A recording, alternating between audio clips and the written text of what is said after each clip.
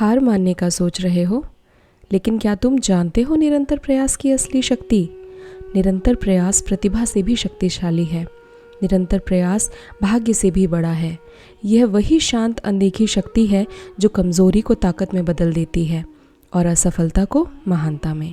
सोचिए, पानी की एक छोटी बूंद पत्थर को धीरे धीरे काट सकती है, क्योंकि वह शक्तिशाली है इसलिए नहीं, बल्कि इसलिए क्योंकि वह बार बार गिरती है। एक साधारण रस्सी भी रोज पत्थर पर रगड़ खाकर गहरी धारियां बना सकती है, क्योंकि वह तेज है इसलिए नहीं, बल्कि इसलिए क्योंकि वह हर दिन प्रयास करती है। आइए इसे एक कहानी के रूप में समझते हैं। बहुत समय पहले प्राचीन भारत में बच्चे बड़े स्कूलों या शहरों में नहीं पढ़ते थे, वो जाते थे गुरुकुल, शांत आश्रम जो जंगलों के बीच बसे होते थे, जहाँ वे अपने गुरुओं के साथ रहते थे।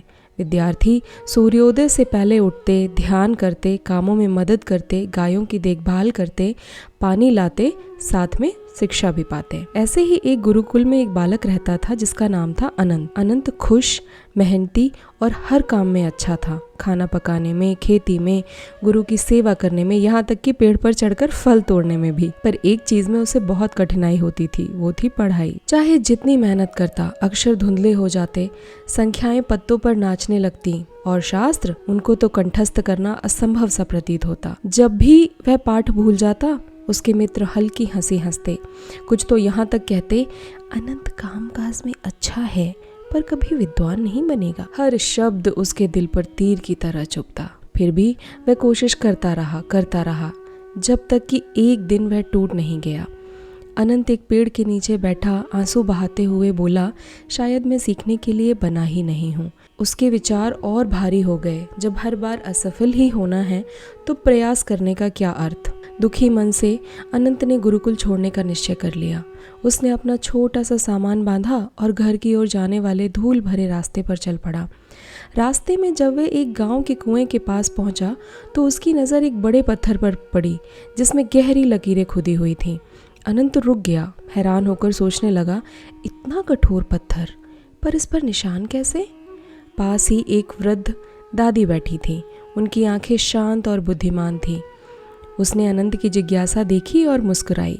बेटा, ये निशान उस रस्सी के हैं जिससे हम रोज पानी खींचते हैं। रस्सी ना तो धारदार है ना मजबूत, फिर भी वर्षों में उसने इस पत्थर पर गहरी लकीरें बना ही दी। अनंत की आंखें फैल गईं। एक मुलायम रस्सी पत्थर को काट दे? दादी ने सिर हिलाया। हाँ बेटा, यह बल से नहीं बल्कि निरंतर प्रयास से हुआ। दिन प्रतिदिन, साल दर साल। अगर रस्सी पत्थर को बदल सकती है तो जरा सोचो, तुम्हारा प्रयास तुम्हारे मन और हृदय को कितना बदल सकता है। अगर तुम हार ना मानो। अभ्यास यानी लगातार प्रयास करना मनुष्य के जीवन में वही भूमिका निभाता है जो ईंधन एक दीपक के लिए करता है। चाहे लक्ष्य कितना भी बड़ा क्यों ना हो, अभ्यास से उसे पाया जा सकता है। उनके शब्द अनंत के दिल में प्रकाश की किरण बनकर उतर गए।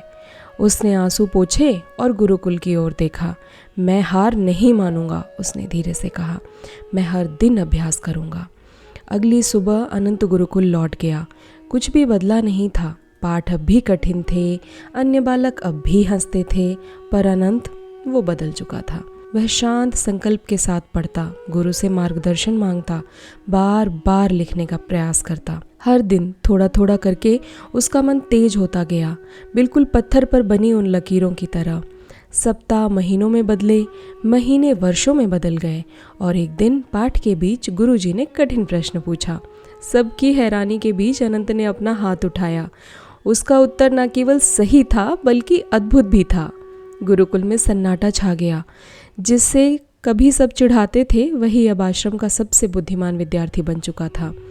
वर्षों बाद अनंत एक आदरणीय विद्वान बना, जो दूसरों को उसी धैर्य और ज्ञान से मार्गदर्शन देता था जिसकी उसे कभी स्वयं आवश्यकता थी। सिर्फ इसीलिए क्योंकि उसने एक सशक्त सत्य को समझा। निरंतर प्रयास प्रतिभा से भी शक्तिशाली है। निरंतर प्रयास भाग्य से भी बड़ा है। यह वही शक्ति है जो कमजोरी को ताकत में और असफलता को महानता में बदल देती है। तो अगली बार जब तुम्हारा मन हार मानने को कहे, जब तुम्हें लगे कि अब कुछ नहीं हो सकता, मैं शायद ये काम कर ही नहीं सकता, तब रस्सी और पत्थर को याद करना। तुम्हारे सपने दूर नहीं हैं, बस तुम्हें चलते रहना है कदम दर कदम, दिन प्रतिदिन, क्योंकि महानता निरंतर प्रयास से ही बनती है। महान कवि वृंद ने अभ्यास को कुछ इस तरह बताया है।